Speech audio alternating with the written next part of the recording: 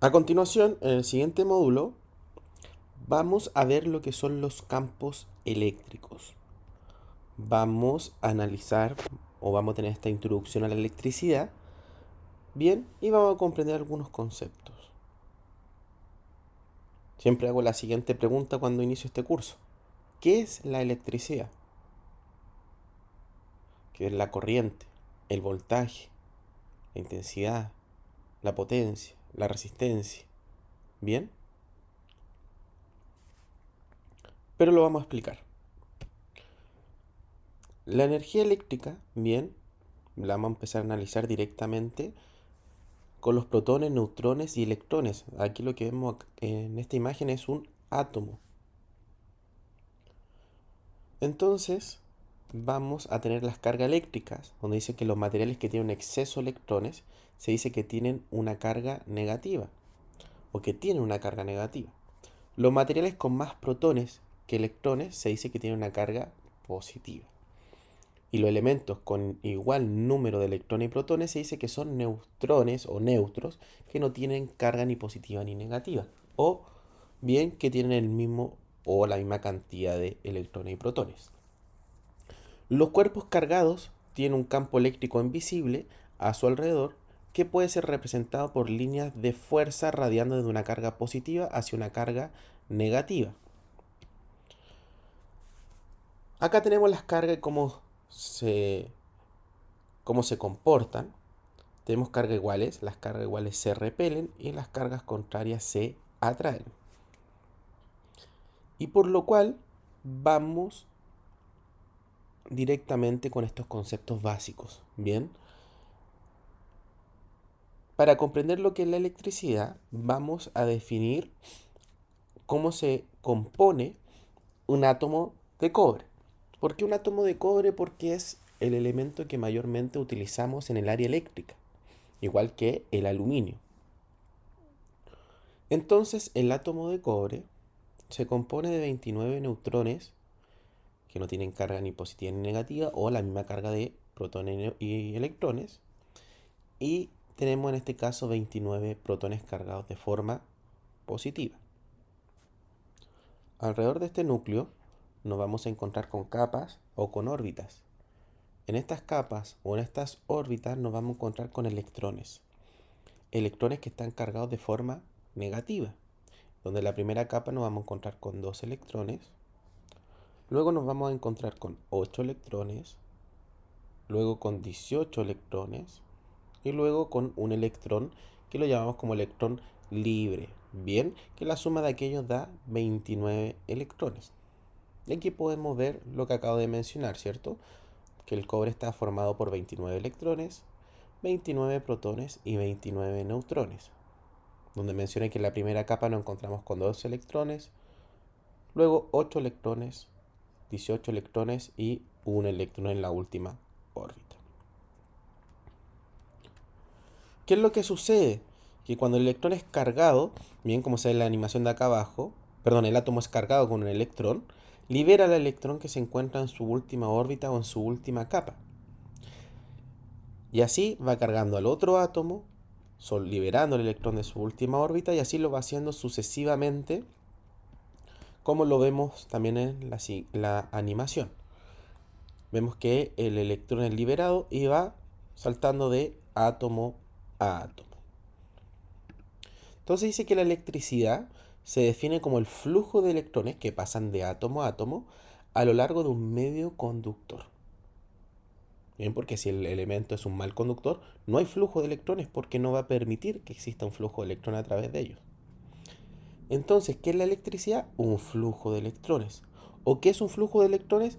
Es la base de la electricidad. Entonces, para reafirmar esto, los electrones de la capa exterior pueden ser liberados de su órbita y el movimiento de estos electrones es la base de la electricidad. Entonces, el día de mañana le preguntan, ¿qué es la electricidad? Es un movimiento o flujo de electrones.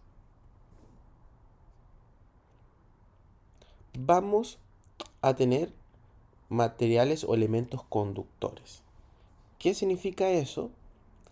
Que en el átomo pueden existir hasta 4 electrones en su última órbita para que nosotros estemos bien en presencia de un elemento conductor de la electricidad.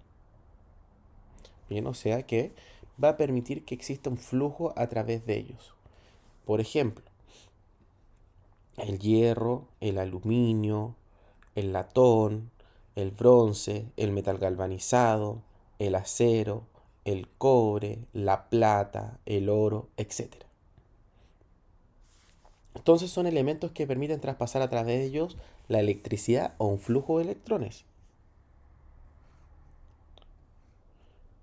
Pero si en el átomo no encontramos más de 4 electrones en su última órbita, ya no estamos hablando de materiales conductores, sino que estamos hablando de materiales, se les conoce como aisladores, bien, pero el nombre correcto es un mal conductor, porque igual tienen una unidad de conductividad, solamente que es muy mínima, por lo cual se consideran como malos conductores o aisladores. Entonces esos son los materiales que no permiten que exista electricidad a través de ellos o que no permiten el flujo de electrones a través de ellos, como la madera, la cerámica, el vidrio, los plásticos, las telas. ¿Qué pasa con el agua? ¿El agua será un conductor o será un mal conductor? ¿Cierto? Interesante que nos hagamos esa pregunta. ¿Qué será?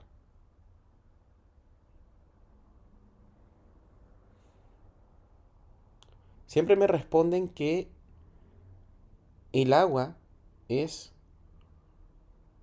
un elemento conductor de la electricidad. Pero caemos en un error.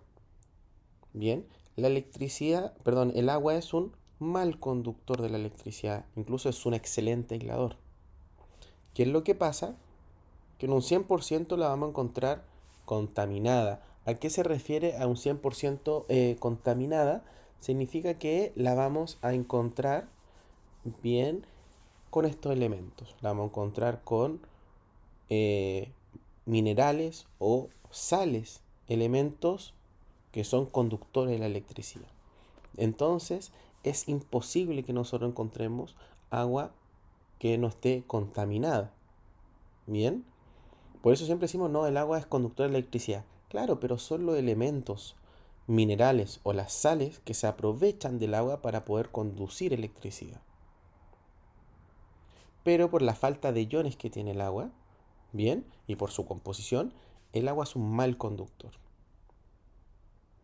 ¿Cómo limpian los aisladores las líneas energizadas? ¿Cómo lo limpian? Con agua, ¿cierto? Y aquí algunos pueden estar diciendo, sí, pero es que un agua mineralizada, sí, es agua, que pasó por un tratamiento de descontaminación, de demineralización, ¿bien? Donde le sacan todos los elementos que no debe contener el agua, ¿bien? Porque su composición original no los trae. No quiere decir que si ustedes van a un lago bien natural, bien, y van a sacar un jarro de agua, ese jarro de agua no va a conducir electricidad. Bien, no confundan eso porque a veces me lo han dicho.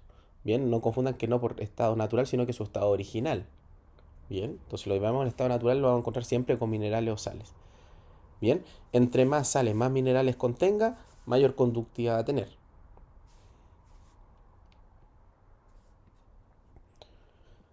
Entonces acá tenemos otros elementos. Bien, madera, como le había dicho, a veces dicen en algunos cursos, si alguien está haciendo una descarga eléctrica, que lo saquen con un palo y otro dice, oye, pero si está húmedo, exacto, entonces, claro, como si está húmedo, bien va a producir bien que se puedan transmitir mayor cantidad de electrones. Bien, entonces por eso hay que tener como esos resguardos.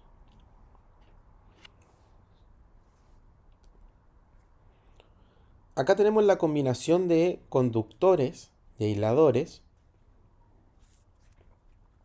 donde dice que muchos dispositivos eléctricos son combinación de conductores y aisladores, y la aislación alrededor del conductor de un cable permite que la corriente fluya solo por el conductor.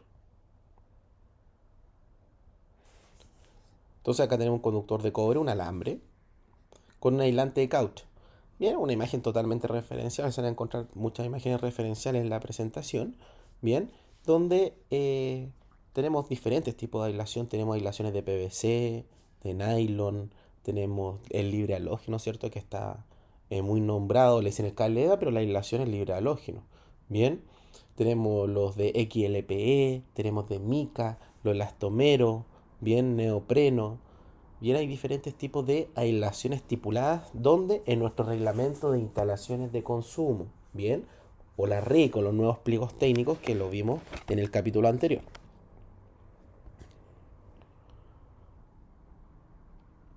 Vamos a tener el circuito eléctrico, bien, dice en el sistema, perdón, es el sistema que hace posible controlar la corriente eléctrica, controlando el camino por el cual se desplazarán los electrones desde el polo negativo al positivo, bien por convección. Acá tenemos una batería donde los electrones viajan desde el polo negativo al polo positivo. También hago una pregunta acá, bien, que es, si el circuito está cerrado, ¿hay flujo de electrones?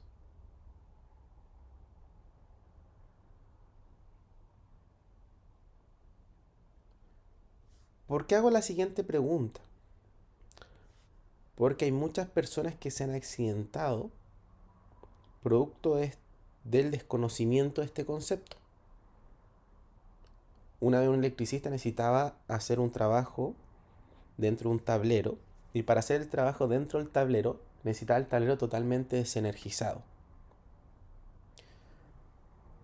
¿Qué pasó? Que por radio le dijeron que el circuito estaba cerrado. Entonces él confundió términos. Dijo, cerrado. Claro, cerrado no hay paso porque está cerrado. Obviamente, ¿no? Pero en el área eléctrica es todo lo contrario. Cerrado significa que cerró el circuito acá. Bien, se unió, por lo cual sí hay paso de electrones. ¿Ya? Entonces es un concepto, sí, básico, pero que ha provocado una gran cantidad de accidentes. Por eso le mencionaba, bien, o le hacía, perdón, la pregunta de qué es este circuito cerrado. ¿Hay flujo o no hay flujo de electrones? Inclusive en los RIC que estábamos leyendo anteriormente indicaba, decía que nosotros debiésemos dejar los circuitos abiertos o los interruptores en modo abierto. Significa que se separa, está abierto el circuito, está abierto, por ende no hay flujo de electrones. Si nos vamos un poquito más al detalle de lo que es la electricidad, claro, el flujo de electrones se va a producir siempre y cuando existe una carga, porque si no hay una carga, no hay flujo de electrones. Bien, entonces por eso, bien, más que detenerme en lo que es un circuito eléctrico, me detengo en este concepto. Abierto, ¿cierto? Abierto o cerrado. Abierto, cerrado. Abierto, cerrado. Bien. Entonces constantemente ya a media hora ya del curso que vamos avanzando con esto, vamos a hablar de circuito abierto y circuito cerrado. Bien. Y vamos a hablar de otros conceptos también relacionados con la electricidad. Por ejemplo, ¿qué es el amperaje, la intensidad o la corriente? ¿Cierto? Que es prácticamente lo mismo. ¿Qué es?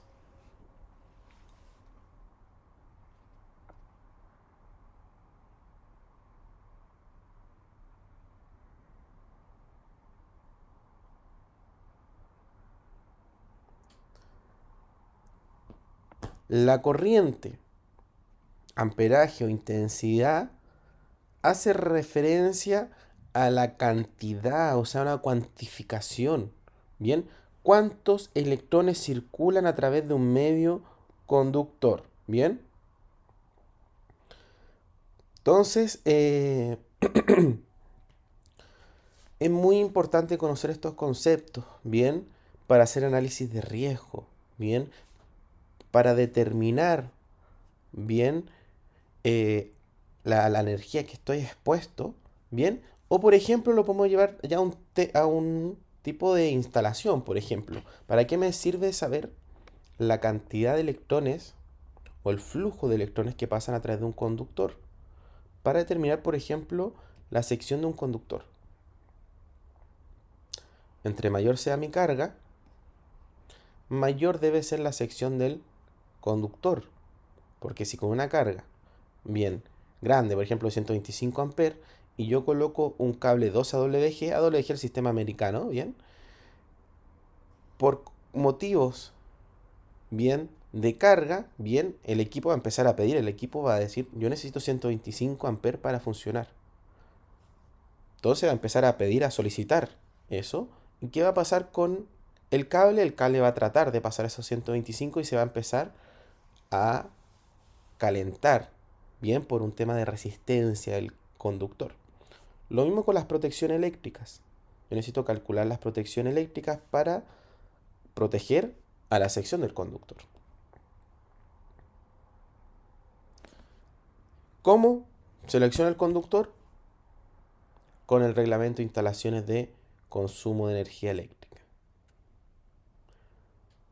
Es una falla muy importante el hecho de que cuando se seleccionan los conductores no se recurre a esto, ¿bien? A la regla número 4.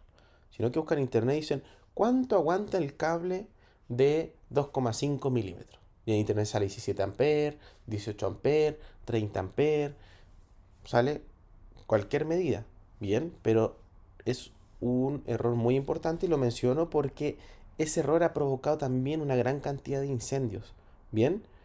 No tanto daño a las personas, pero incendios, ¿bien? Entonces por eso es muy importante seleccionar el conductor de acuerdo a este reglamento, porque este reglamento está preocupado de la seguridad, ¿cierto? Entonces por eso es muy importante leer el reglamento de instalación de consumo y no hacer cualquier tipo de instalación con lo que diga internet, ¿bien? Por eso nosotros tenemos nuestro reglamento, el cual debemos regirnos, ¿bien? Para realizar todas estas instalaciones de consumo de energía eléctrica.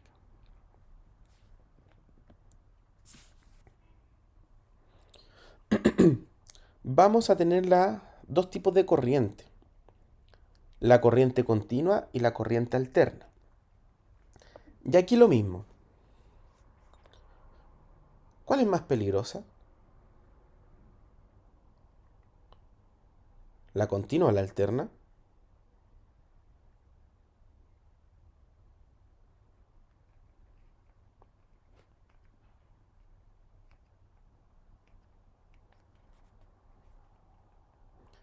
Bien, generalmente, también dicen siempre,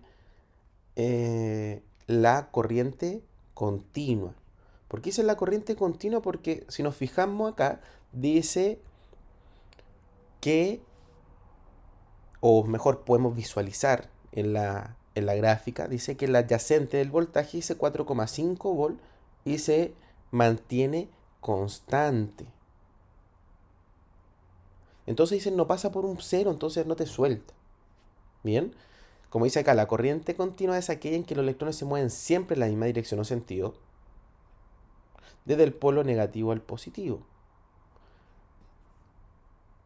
Pero la corriente alterna tiene un cambio de ciclo, pasa por un ciclo positivo, pasa por un cero y pasa por un ciclo negativo, haciendo este intercambio de sentido 50 veces por segundo, como nosotros lo conocemos como 50 Hz, ¿cierto? Una unidad de frecuencia. Entonces por eso siempre me dice el alumno, no, que la corriente alterna es menos peligrosa que la continua, porque pasa por un cero y te suelta. En cambio la continua no te suelta, es constante, entonces bien, te toma y listo, no te suelta nunca más. La corriente alterna, como tiene cambios de ciclo positivo a negativo, los electrones fluyen en ambos sentidos. Dice la corriente alterna es utilizada en viviendas industriales y en línea de transmisión. Podríamos decir que el 70%, ¿cierto? De todas las cosas funcionan con corriente alterna. En algunos casos es como se llama rectificada. Por ejemplo, los cargadores de los celulares rectifican la corriente alterna. Bien, los televisores. Bien, y tenemos la gran mayoría de los sistemas de generación se producen con energía continua. Bien, ejemplo, los paneles solares, ¿cierto? Captan esta radiación solar, la llevan o el módulo la toma, viene a través del silicio, viene a hacer esta conversión y convierte esta radiación solar en corriente continua. Lo mismo en las torres eólicas, que en este caso son transformadas a través de inversores, que el inversor convierte corriente continua a corriente alterna. Bien, ya vamos a llegar y vamos a dar la respuesta de cuál es más peligrosa, si la continua o la alterna. Ya vamos, dame un segundito. ¿Por qué ya vamos? A ver eso y vamos a terminar un tema, es porque necesitamos saber lo que es el voltaje o diferencia potencial o tensión. ¿Qué es el voltaje?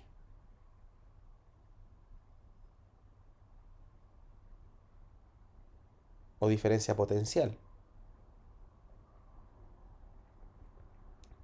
o tensión, ¿cierto? Ya definimos que la corriente es una cantidad de electrones. ¿Qué es lo que nos falta para mover a esa cantidad de electrones? Una fuerza, ¿cierto? O una potencia. Bien, dice que es la fuerza o potencia con la que se mueve los electrones a través de un conductor. Bien, desde su punto inicial a su punto meta. Bien, entonces eso es lo que es el voltaje. Bien, es la fuerza que yo aplico para, bien, que se muevan los electrones de un punto inicial a un punto meta.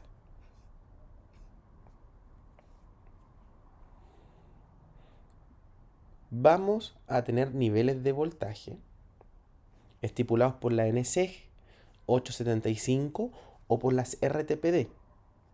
La NSEG, bien que es como el generalizado de los niveles de tensión, dice baja tensión de 0 a 1 kV, la media tensión de 1 kV a 60 kV, la alta tensión de 60 kV a 220 kV y la extra alta tensión sobre los 220 kV.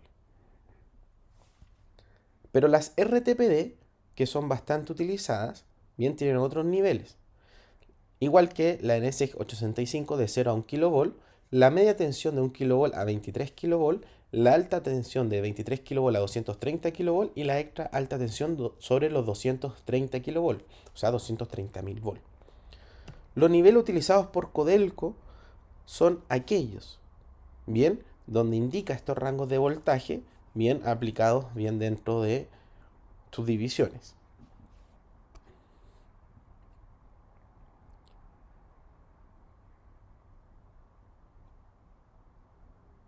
Entonces ya aprendimos estos conceptos, ¿cierto? Lo que es la electricidad, ¿cierto? Un flujo de electrones. Lo que es la corriente, que es esa cantidad de electrones que pasan a través de un medio conductor, ¿bien? Y el voltaje, que hace referencia a la fuerza con la que se mueven los electrones. ¿Qué será lo que me provoca los efectos fisiológicos? ¿Qué son los efectos fisiológicos? Los efectos fisiológicos son quemaduras, tetanización, lesiones óseas, que sería daño al órgano internos, bien, fibrilaciones, paros cardíacos y la muerte. ¿Será este voltaje, que es la fuerza con la que se impulsan los electrones? ¿O será la corriente, que es esa cantidad de electrones? ¿Cuál de los dos será?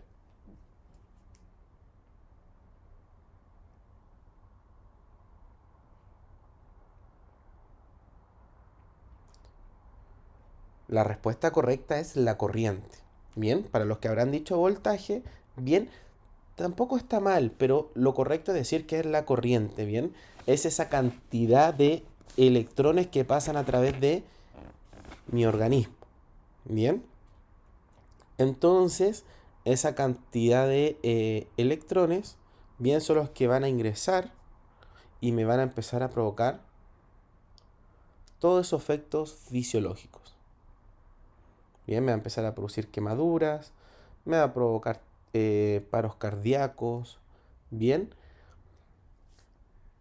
Pero, ¿el voltaje tiene incidencia? Sí, tiene incidencia, por eso digo que no está tan mal que gane el voltaje, pero lo correcto es la corriente. Dice, uno de los factores que determinan la peligrosidad de la electricidad es el voltaje. Por ejemplo, sobre los 400 volts es capaz de perforar la epidermis. ¿Cuál es la epidermis? La primera capa de la piel.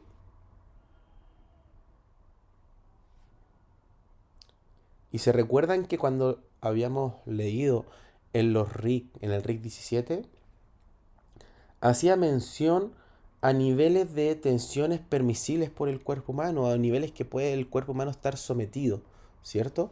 O si llegamos a estar dentro o sobre esos rangos, ya las protecciones bien nos tendrían que ayudar. Pero ¿cuáles son esos niveles? Van a depender. ¿De qué van a depender?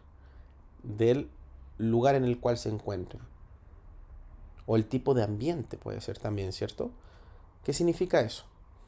Primero, ¿dónde sale estipulado esto? En el RIC número 5, ¿cierto? En el reglamento de instalaciones de consumo número 5. Bien, que si me devuelvo aquí, dice RIC número 5, tensiones peligrosas. Entonces en el RIC, bien, en el artículo 5.8, habla de estos voltajes, bien, que se consideran como máximos valores de tensión a los cuales el cuerpo humano puede quedar sometido sin ningún riesgo. O sea, significa que si yo toco alguno de estos elementos que están dentro de estos niveles de tensión, no debiese pasarme nada. Quizás podré tener alguna sensación, pero no me va a provocar quemaduras, no me va a provocar tetanización, paros cardíacos, fibrilaciones, etc. ¿Cuáles van a ser esos rangos?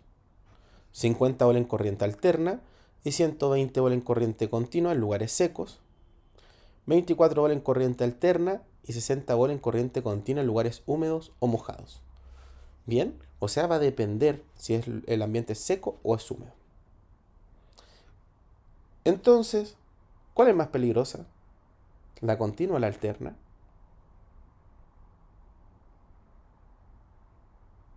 Podríamos decir que la continua, ¿cierto? Perdón, podríamos decir que la alterna. Porque ya 60 volt en corriente alterna me da una descarga eléctrica. En cambio, 60 volt en un lugar seco, en corriente continua, no me va a pasar nada. Entonces, ¿cuál sería más peligrosa? En este caso podríamos decir que es la corriente alterna, en referente al voltaje. Pero en verdad la respuesta correcta es que ambas son peligrosas, ¿cierto? Ambas me pueden provocar la muerte. Por eso es muy importante hacer análisis de riesgos eléctricos, analizar los circuitos, analizar los sistemas. ¿Bien? Esto significa que si ustedes van a la batería de su auto y tocan el positivo y el negativo, no le debiese dar ninguna descarga eléctrica.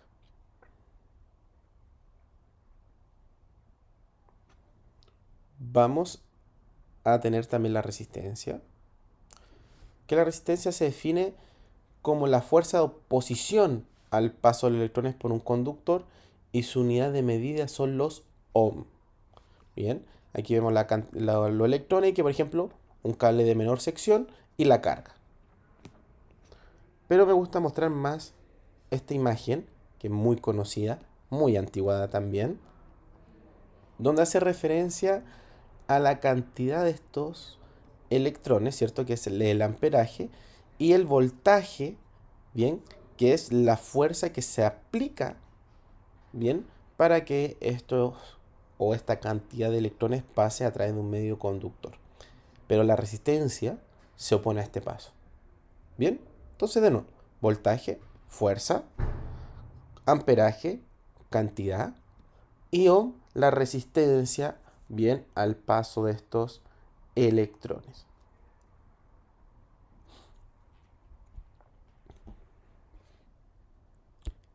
Y vamos a tener esta tabla que hace referencia a la ley de Ohm, ¿cierto? Que es la que estamos viendo acá, ¿cierto? Que el voltaje es igual a la corriente por la resistencia, o la resistencia es igual al voltaje dividido por la intensidad o corriente. Bien, por eso yo en la presentación coloqué voltaje es igual a tensión o diferencia potencial, intensidad es igual a corriente, ¿cierto? O amperaje. Amperaje, intensidad, voltaje, voltaje, ¿bien? Entonces, en terreno nosotros ocupamos bien casi estos tres términos.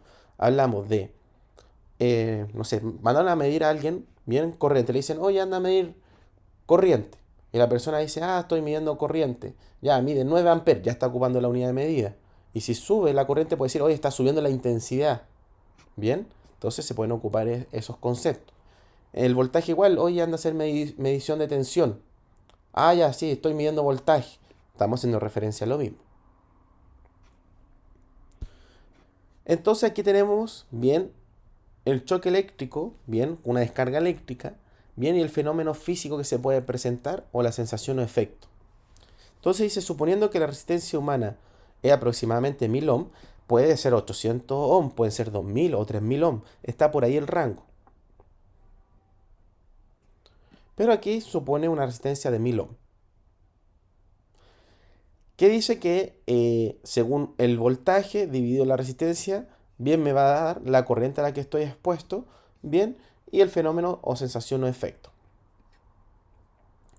Pero para no confundir tanto, bien, sabemos ya que una división y que producto de esa división aparece la corriente, solamente vamos a hablar de la corriente.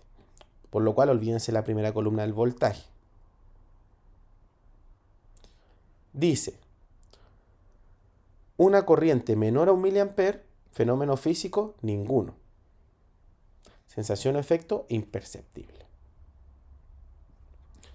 A 1 miliamper comienza el nivel de percepción. La sensación o efecto, cosquilleo. De 1 a 10 miliamper, sensación de dolor. A los 10 miliamper, nivel de parálisis de brazos. No puede hablar ni soltar el conductor, por lo cual puede ser fatal. A los 30 miliamper, parálisis respiratoria. Para de respirar, por lo cual también puede ser fatal. A los 75 miliamper, nivel de fibrilación con probabilidad del 0,5%. A los 250 miliamper, nivel de fibrilación con probabilidad del 95%. Bien, con una probabilidad mayor, mayor de 95%, pero mayor a 5 segundos de exposición. La diferencia entre una fibrilación y un paro cardíaco es que la fibrilación es una descoordinación del corazón, lo cual es probablemente fatal. A los 4 amperes empieza el nivel de parálisis total del corazón. El corazón para durante la circulación.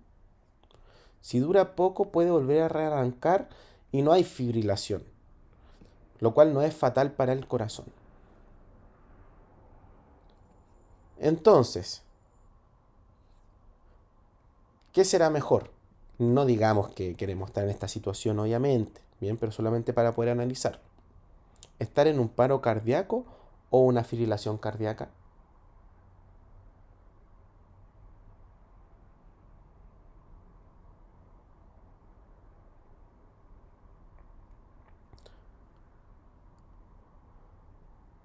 Evidentemente, ninguna de las dos, ¿cierto? Pero sería mejor estar en una parálisis o en un paro cardíaco que en una fibrilación. ¿Por qué sería mejor? Porque acá necesitaríamos el DEA, un desfibrilador externo automático, bien para sacar a este corazón de esta descoordinación. Bien, en el último módulo vamos a ver en detalle esta parte. Bien, vamos a ver en detalle cómo funciona el DEA. Y sobre los 5 amperes empiezan las quemaduras de tejidos. Dicen no fatal a menos que involucre órganos vitales. Todas las quemaduras eléctricas siempre se van a categorizar en tercer grado. ¿Por qué en tercer grado? Porque la energía quema desde adentro hacia afuera. Bien, entonces si ustedes ven una quemadura, bien, deben categorizarla como una quemadura de tercer grado. Bien, e ir directamente a emergencia.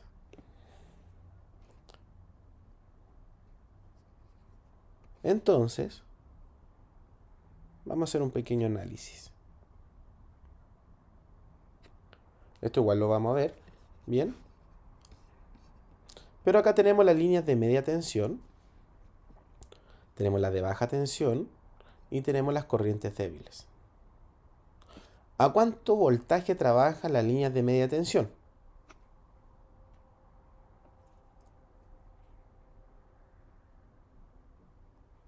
va a depender, pero los rangos conocidos son 12 a 23 kilovolt, o sea, 12.000 y 23.000 volt. Esos van a ser los niveles de tensión a los cuales podría estar trabajando esta red de media tensión.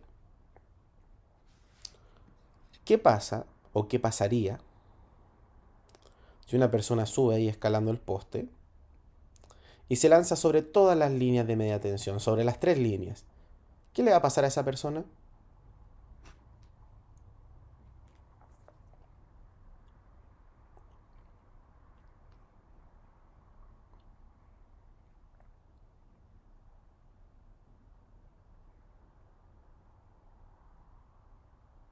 Evidentemente se va a quemar, ¿cierto? En algunos casos dicen, se puede churrascar, dicen. Y efectivamente, la persona si sube y salta sobre todas las líneas, la persona le va a dar una descarga eléctrica y eventualmente le va a provocar la muerte, ¿cierto?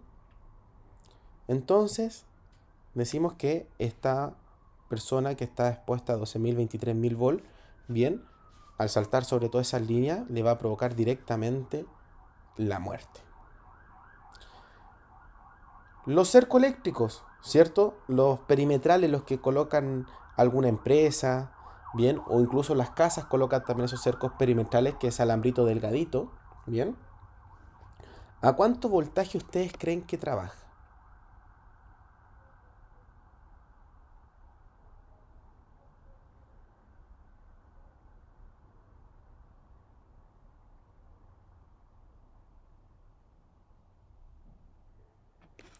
A veces me dicen 12 volt, 24 volt, 50 volt, 100 volt, 110 volt, 200 volt, 210 volt, 220, 260, 380.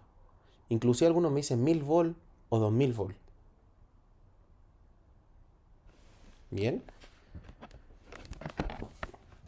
Y yo les digo que el cerco eléctrico trabaja entre 5 a 23 kilovolt, o sea, entre 5000 a 23.000 volt.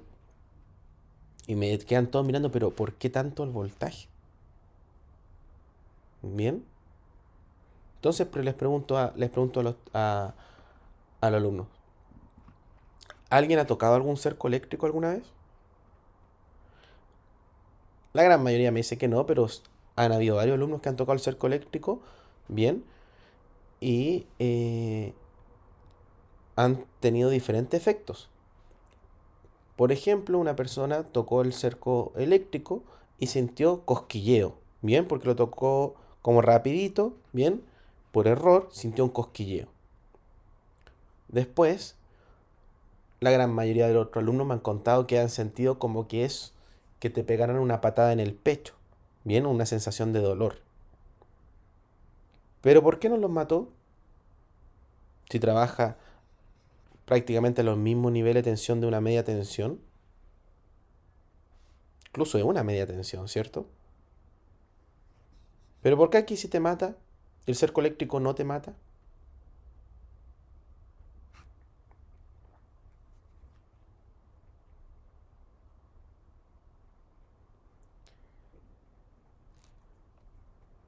Porque con la corriente que trabaja es muy pequeñita. Trabaja en un rango de 1 a 10 miliamperes. Entonces, funcionan también con una onda cuadrática o por pulsos. Bien, entonces va a variar con cómo te tomes o en el rango que alcance a tocar el cerco eléctrico, el nivel de corriente que va a pasar a través de tu organismo. Pero un rango que no te provoca la muerte y sensación de dolor. Pero no está diciendo que te va a matar o no puedes soltar el conductor y puede ser fatal, o sea, bien, o paras de respirar, sino que son niveles que generan golpes y como trabaja con pulso también evita que uno se quede pegado o no se pueda soltar de este conductor.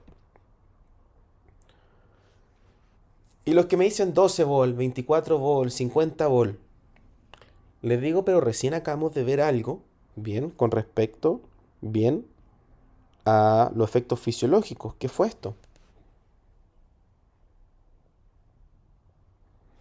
Entonces le digo, acabamos de hablar de que a 12 volts no me va a pasar nada.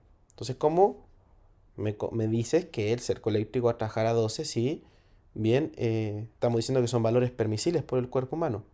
O sea, significa que la persona que quiere entrar a robar va a pasar por el cerco eléctrico y no le va a pasar nada.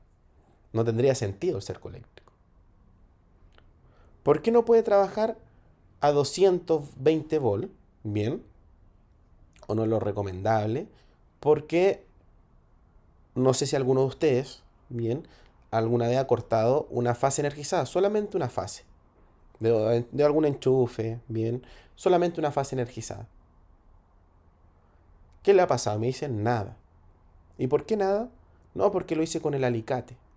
Y claro, ¿y el alicate hasta cuánto protege? Hasta 1000 volts. Entonces, como el alicate está protegido a 1000 volts, no puedo generar cerco eléctrico a 220 volts o 380 volts porque voy a ir y voy a cortar el cerco eléctrico porque el alicate me protege hasta 1000 volts. Bien,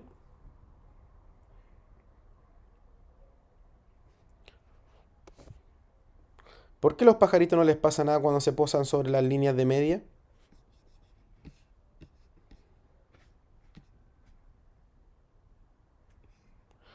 No es por la alita, no es por la sangre, no es nada de eso. Ni porque las patas, bien, algunos me han dicho no, que usan calzado de seguridad, bien, no es por eso. Es porque el pajarito viene volando, ¿cierto? Y toca solo una línea. O sea, significa que entra al potencial de la línea. No sé si alguna vez han visto un videito de la gente que trabaja en líneas de alta tensión, los dejan en un helicóptero, se acercan a la línea con una varilla y lo dejan sobre la línea totalmente energizada. ¿Qué precaución tiene que tener el electricista? O el pajarito es que no puede tocar un aislador o la línea que está al costado, sino genera una diferencia de potencial. Entonces, en base a eso, ¿por qué después ese mismo cable que cortamos totalmente energizado se puede pelar en sus extremos, ¿cierto? O quitar la aislación para ser un poquito más técnicos. Y cuando lo unimos genera un pequeño chispazo y sin guantes, bien, yo puedo hacer la unión de este cable. Bien, no significa que vayan a hacer eso, bien, pero son cosas que son cosas que menciono para que se pueda entender cómo funciona la electricidad. ¿Por qué las personas que han hecho eso no le ha pasado nada? Porque usan calzado de seguridad o el zapato de seguridad. ¿Y cuánto me protege el calzado de seguridad? Buena pregunta igual, ¿cierto? Si ustedes son electricistas, son del área eléctrica, bien, es un dato que deben manejar. Un dato que deben de manejar eh, al revés y al derecho, como todo su EPP. ¿Y cuánto protege su camisa que es inífuga? ¿Su careta facial? ¿Su capucha inífuga? ¿Su pasamontaña inífugo? ¿O balaclava o esclavina? ¿Y tu casco? ¿Qué clase es tu casco? ¿Tu pantalón? ¿Cierto? ¿Saben todos esos datos? Si no lo saben, bien, tienen que leer las fichas técnicas de su EPP. El módulo, bien, o el penúltimo módulo habla de equipo de protección personal. Entonces ya con esta pregunta podríamos saber, ¿estamos bien con el EPP? ¿Tenemos conocimiento de nuestro equipo de protección personal?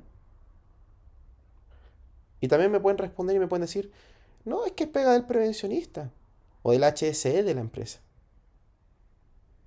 No es mi pega es instalar tableros eléctricos, preocuparme de que estén los cables certificados, de eso, o sea, el EPP me lo tiene que entregar el prevencionista.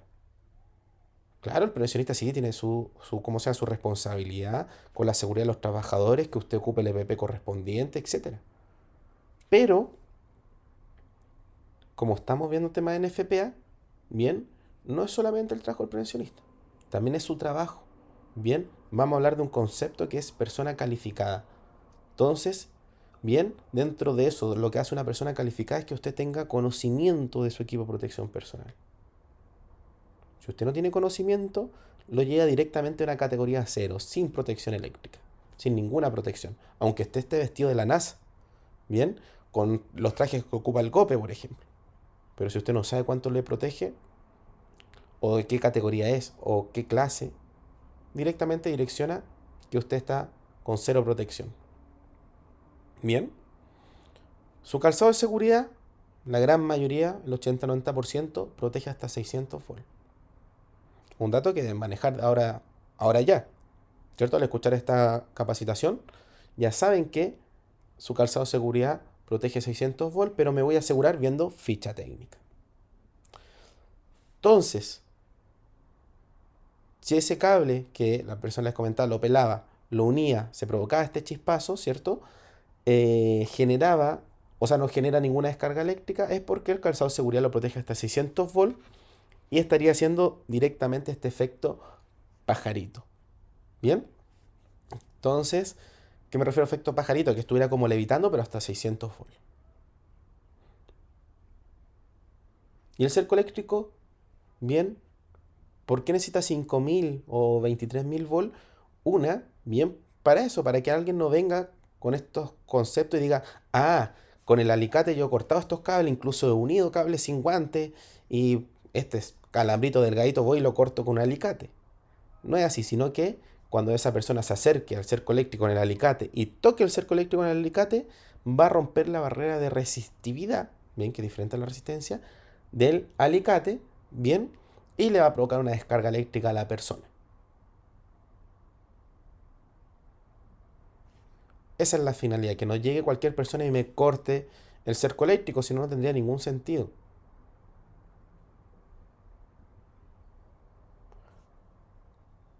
A 220 volts, ¿qué puede pasar a 220 volts? Que los podríamos encontrar acá. A 220 volts también me puede provocar sensaciones de cosquilleo, de dolor, ¿bien?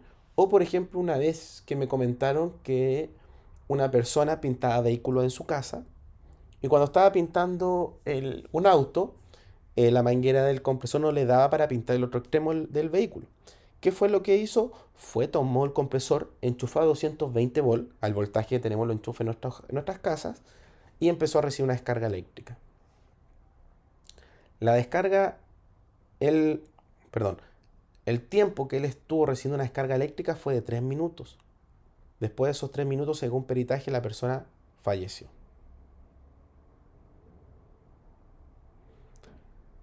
Aquí voy con estos ejemplos que puse, estos 3 ejemplos, ¿bien?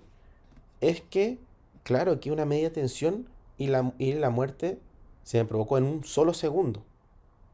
El que estaba pintando con el compresor estaba trabajando una baja tensión, pero llegó al mismo punto que fue la muerte, pero tardó más tiempo porque el voltaje, como decíamos, es la fuerza con la que se impulsan, claro, es con menor fuerza, entonces tarda más en provocar esos efectos fisiológicos que un voltaje, una tensión que tiene más fuerza para impulsar estos electrones.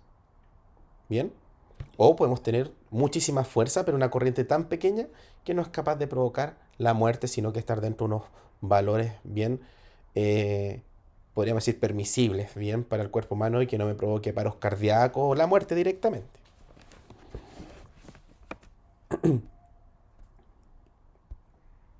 Entonces, por eso tenemos esta tablita.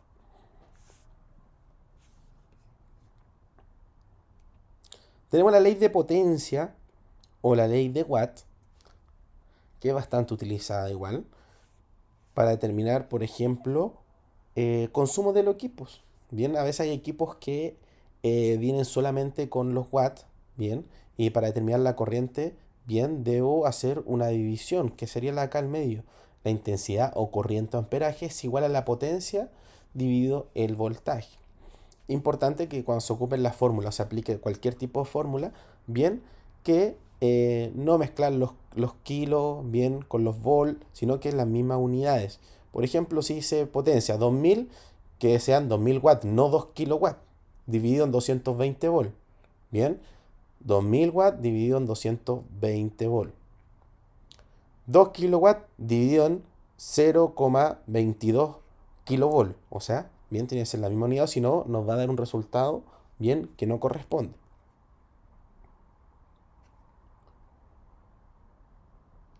Dentro de estos puntos tenemos el código de colores, bien, estipulado, bien, por la RIC o por este reglamento de instalaciones de consumo. La fase 1 es de color azul, la fase 2 de color negro, la fase 3 de color rojo y el neutro blanco y la tierra de protección verde o verde amarillo. Nos vamos a encontrar con otros códigos de colores. Bien, entonces nosotros acá en Chile debemos ocupar este código. Dentro de las actualizaciones del reglamento de instalación de consumo, cuando se empezaron a hacer los borradores, se empezaron a hacer todos estos documentos, se mandaron bien a gente especializada, a los proveedores y también a los fabricantes. Uno de los puntos que no le gustó a los fabricantes, incluso lo mencionan en las charlas de la SEC, fue que fue el código de colores, donde dijeron, ¿por qué no se cambian al código universal? Bien, donde las fases son de color café, gris y negro, y el neutro es de color azul, ¿cierto? Por eso hemos visto cordones monofásicos o de 3 por 2,5, por ejemplo, que viene café, azul y verde. ¿Cuál ocupamos como fase? Bien, y también ahí entra un dilema. Entonces fue algo que no le gustó a los fabricantes el código de colores, bien, pero acá directamente le dijeron que no, que sería igual lo ideal, ¿cierto? Que donde nosotros fuéramos siempre tuviéramos el mismo código de colores universal para todo. Pero el tema es que el azul para ellos es neutro. Entonces imagínense, nosotros hacemos todo un cambio de colores, bien, y empezamos a hacer instalaciones bajo el código europeo, por ejemplo. ¿Qué es lo que va a pasar? Va a provocar que las instalaciones ya no sean seguras, por el hecho de que va a haber un enredo de cables, una confusión sobre todo con el neutro, entonces podríamos estar conectando neutros con fase y que provocaría una mayor inseguridad para las personas, ¿cierto? Para el usuario final y para el técnico que está haciendo el trabajo. Bien, aunque nosotros debiésemos testear, pero con esto, ¿qué va a provocar? Que el trabajo sea más complicado.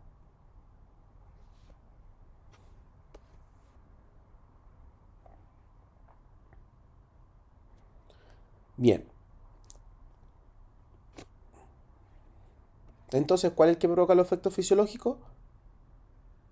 La corriente. ¿El voltaje tiene incidencia? Sí, tiene incidencia. ¿En qué tiene incidencia?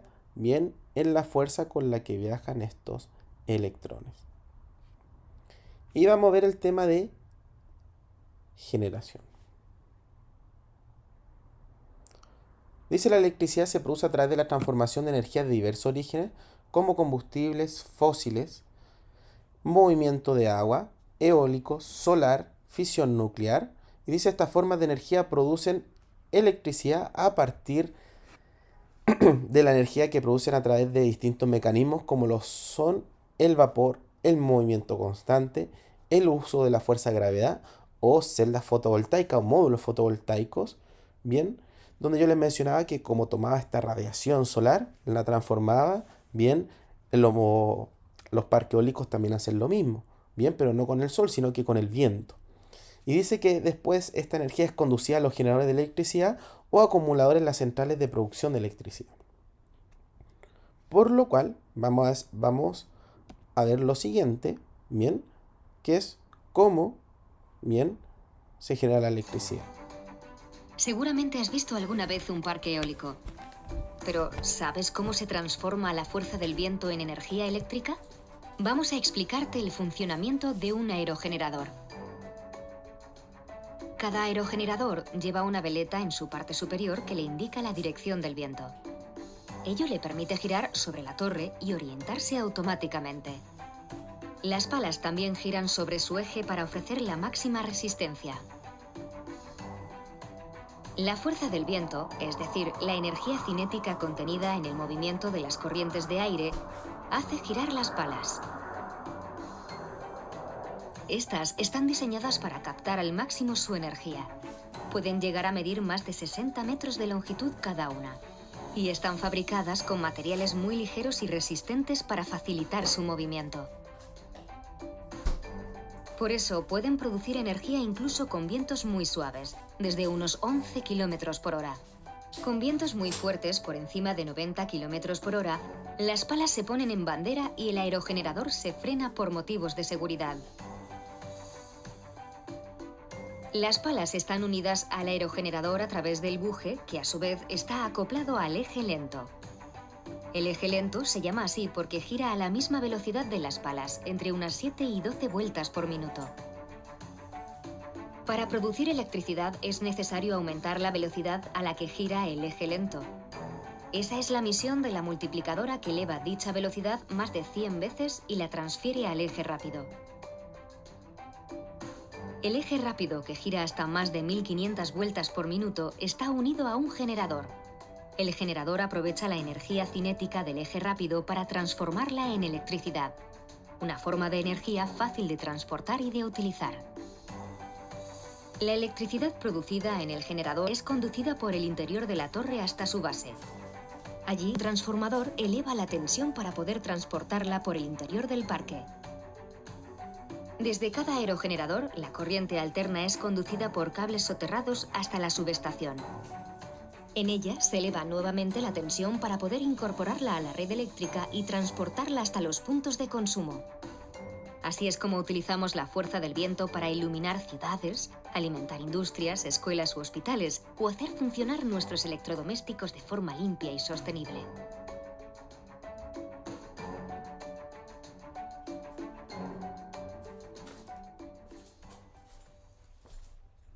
Bien, entonces ahí comprendimos directamente bien cómo una de las fuentes de generación funciona como el parque eólico.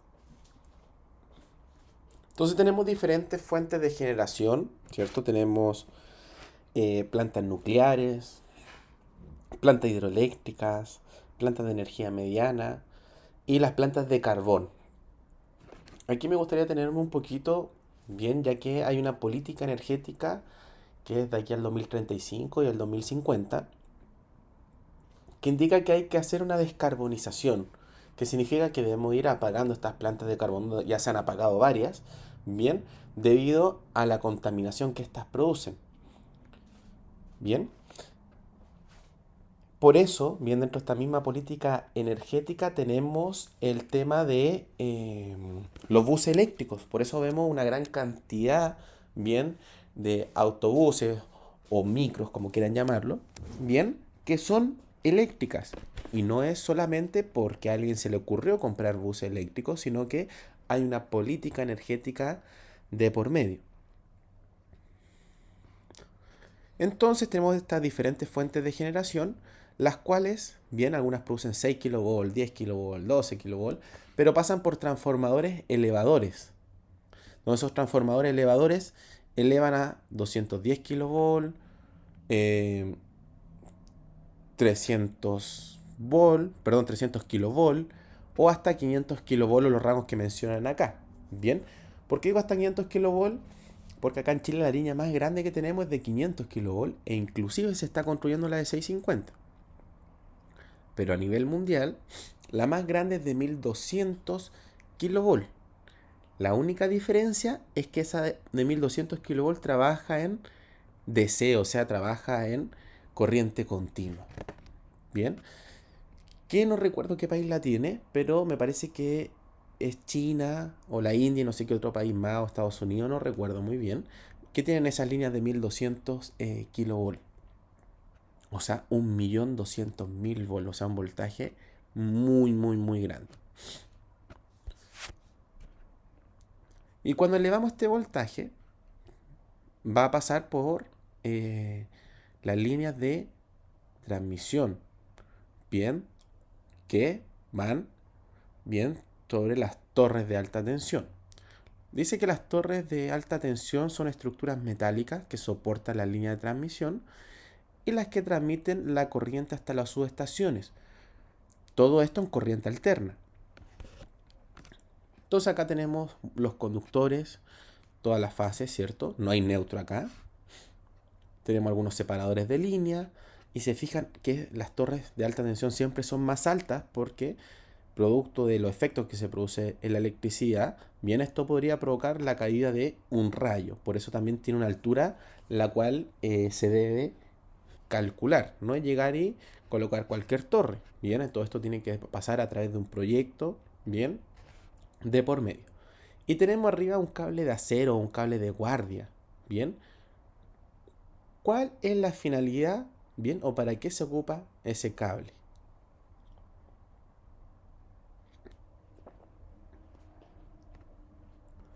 Bien, ese cable que vemos en la parte superior es un cable que se ocupa, o su finalidad en verdad, es de pararrayos, ¿bien?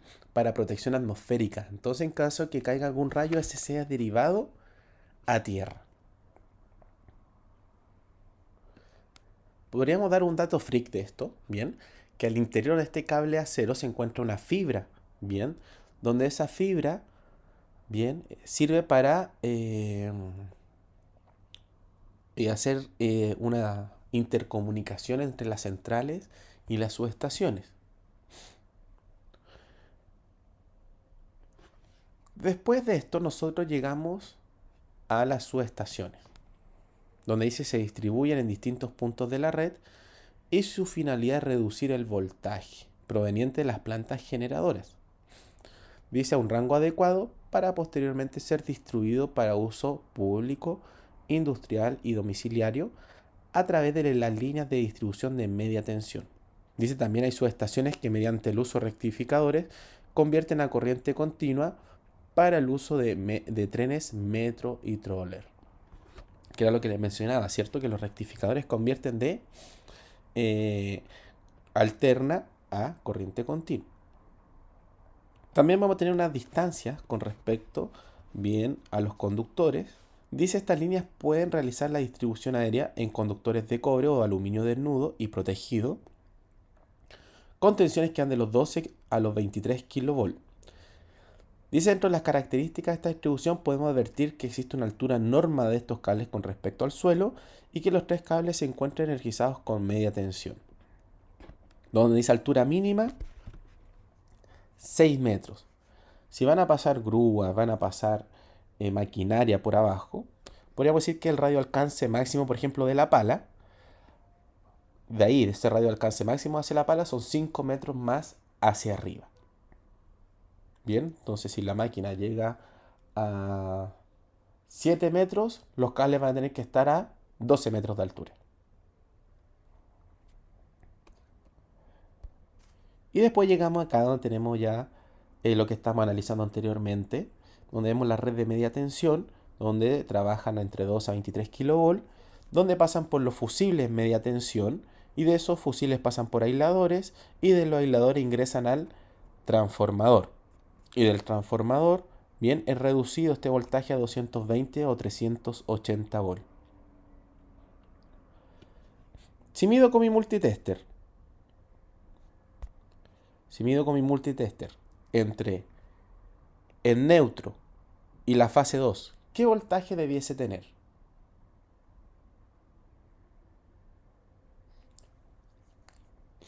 O una medición entre la fase 1 y fase 3. ¿Qué voltaje debiese obtener ahí? Acá en Chile, toda medición entre un neutro y cualquier fase debiese medir 220 volts. Acá, en esta zona. ¿Puede medir 205 volts o 235 volts? La respuesta es sí. Hay unos rangos estipulados por el CNE dependiendo del sector donde ustedes se encuentren. Si es un sector de alta densidad o de baja densidad. Santiago es un lugar de alta densidad donde se permite un rango o un margen del 7.5%. Bien, entonces podríamos encontrar nuestro rango bien dentro de esta baja tensión. Entonces neutro con cualquier fase debiese estar dentro de los 220 volts o más o menos. Y medición entre una fase y cualquier otra fase debiese medir 380 volts o dentro también de ese rango que mencionaba anteriormente. Y abajo ya tenemos las corrientes débiles, donde ya trabaja la gente en telecomunicaciones. Incluso le decimos que es la basura aérea. ¿Por qué le decimos así? Porque hay muchos cables en desuso, donde igual las empresas tienen que hacer cargo de eso. A través de una licitación, no recuerdo quién es el que tiene la licitación, anteriormente creo que la tenía Movistar y la perdió me parece, entonces no sé quién ahora está a cargo de hacer los retiros de esta basura aérea. Bien. Entonces acá tenemos las protecciones de fusiles media tensión, transformadores hasta 500 kVA, con líneas de baja tensión conductor desnudo en algunos casos, y las protecciones fusiles en baja tensión 380 o 220 volts. ¿Cómo sería una subestación por dentro? Sería de esta forma. Tenemos la línea de transmisión, el transformador de distribución, tenemos los interruptores y, como dice aquí, cables subterráneos que salen a las líneas de distribución. ¿Y cuál sería el resumen de esto? Tenemos las centrales eléctricas que generan esta electricidad, pasan por transformadores elevadores, y de esos transformadores elevadores pasan por las torres de alta tensión y después pasan por las subestaciones donde es reducido este voltaje, ¿cierto? Por ejemplo, de 500 kV a 12 o 23 kV para ir a las líneas de media tensión y llegar a los transformadores de distribución, donde es vuelto a reducir a 220 o 380 volts. ¿Una casa puede tener 380 volts? Sí puede tener 380 volts. No significa que todos los artefactos van a trabajar trifásicamente. Incluso podrían trabajar todos monofásicamente. Bien, pero generalmente pasa eso cuando necesitamos aumentar el empalme o tenemos un consumo muy grande dentro de nuestra residencia. Bien. Donde tendríamos que pasar a un medidor trifásico. Y por último, a mostrar bien un nuevo tipo de energía. Bien, bueno, no digamos que no es tan nuevo, pero que es a lo que se quiere llegar.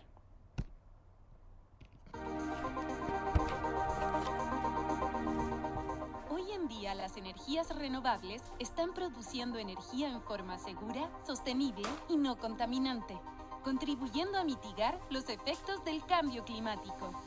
Sin embargo, los combustibles fósiles aún forman parte de nuestra vida diaria y del desarrollo industrial, por lo que debemos transitar a un futuro con combustibles limpios.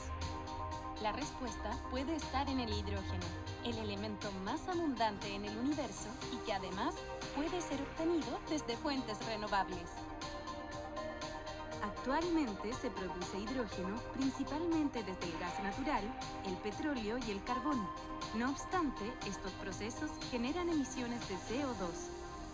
Pero también el hidrógeno puede ser obtenido mediante un proceso llamado electrólisis, que consiste en separar el hidrógeno y el oxígeno del agua utilizando energía eléctrica. Y si esta electricidad proviene de energías renovables, se denomina hidrógeno verde. El hidrógeno se utiliza en la refinación de combustibles fósiles, en la producción de amoníaco y en la industria del acero. Pero actualmente se están desarrollando nuevas aplicaciones del hidrógeno, en las cuales este elemento se quema en forma directa o genera electricidad a través de dispositivos llamados celdas de combustible, con la combinación de hidrógeno y oxígeno del aire. En transporte, existen vehículos con celdas de combustible y estanques de hidrógeno. La ventaja es que la carga y su autonomía es similar a un vehículo convencional, emitiendo solo agua pura como residuo. Ya están circulando buses, camiones, trenes y barcos diseñados para usar hidrógeno o combustibles derivados de él en sus motores. También se puede usar en el almacenamiento y producción de energía eléctrica y térmica, en la generación de electricidad en turbinas de gas, así como en reemplazo de hasta un 100% del gas natural en redes de gas. También en procesos industriales y refinación de metales, en la producción de combustibles verdes neutros en CO2 y de gas sintético, en la producción de fertilizantes para la agricultura y en insumos mineros, utilizando amoníaco verde como materia prima. Por el enorme potencial de energías renovables para generar electricidad a un bajo costo, Chile podría ser clave en la producción de hidrógeno verde a nivel mundial. Esto podría habilitar su uso en el país, en el sector minero, industrial, agrícola, transporte y en el mediano plazo su exportación a mercados internacionales. El hidrógeno verde y sus múltiples aplicaciones constituye una gran oportunidad para Chile, aportando beneficios como nuevos empleos y capital humano, fomento de la inversión, exportación de energía verde y al mismo tiempo reduciendo las emisiones de CO2 del país. Conoce tu energía y sé parte del desarrollo energético de Chile. Bien, excelente. Con esto finalizamos este otro módulo, bien, comprendiendo conceptos básicos de la electricidad, ¿cierto? Comprendiendo lo que es voltaje, que es esa fuerza con la que se impulsan los electrones, lo que es corriente, que es esa cantidad de electrones que fluyen a través de un conductor, lo que es la electricidad, ¿cierto? Que es un flujo de electrones, y lo que es resistencia a la oposición a este paso. Aparte, comprendimos que los efectos fisiológicos que se pueden producir en nuestro organismo, quemaduras, tetanización, lesiones óseas, paros cardíacos, son producidos por esa cantidad de electrones que pasa a través de mi organismo, o sea, por la corriente, amperaje o intensidad. Bien, ¿donde el voltaje tenía influencia? Sí, en el tiempo, bien, que se va a demorar en provocar estos efectos fisiológicos, bien, o eventualmente porque es una tensión tan bajita, no tiene la fuerza suficiente para que estos electrones ingresen a mi organismo. Bien, por ejemplo, una batería trabaja a 12 volt, pero con una corriente de 400 amperes fácilmente. ¿Pero por qué no me pasa nada? Porque el voltaje es tan pequeñito que no tiene la fuerza suficiente para que toda esa energía ingrese a mi organismo. Bien. Aparte vimos todo el tema de generación, cómo se genera la energía, cómo se transmite, bien los niveles, bien que nos podemos encontrar. Bien, así con esta introducción nosotros podemos comprender a los riesgos que estamos expuestos y entender bien algunas tablas que vamos a ver con respecto a la NFPA. Bien, comprender lo que son los conductores móviles expuestos, piezas fijas, bien, por qué pasa esto, qué es lo otro, cómo son las medidas que debo tomar. Bien, por eso es muy importante todas estas introducciones que le pongan bastante atención. Bien, con el siguiente módulo vamos a continuar con lo que son las protecciones eléctricas. Bien, y vamos a empezar a hablar ya directamente lo que es los alcances de la NFPA, los términos, los anexos que tiene, lo que es la energía incidente, los efectos esperados, bien, y estas fronteras, bien los protocolos, etcétera.